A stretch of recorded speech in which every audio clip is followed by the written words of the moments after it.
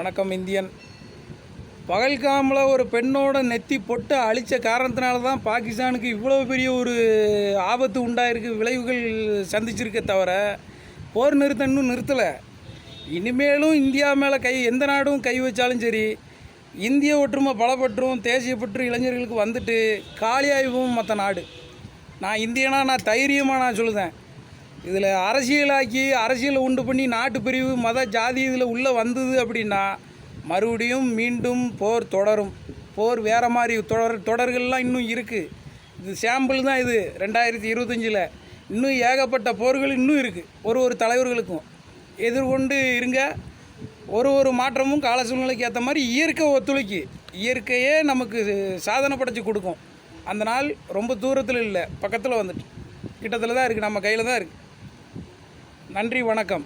இந்திய ஒற்றுமை கண்டிப்பாக வர வேண்டும் அனைவருக்கும். ஜெய்ஹிந்த்.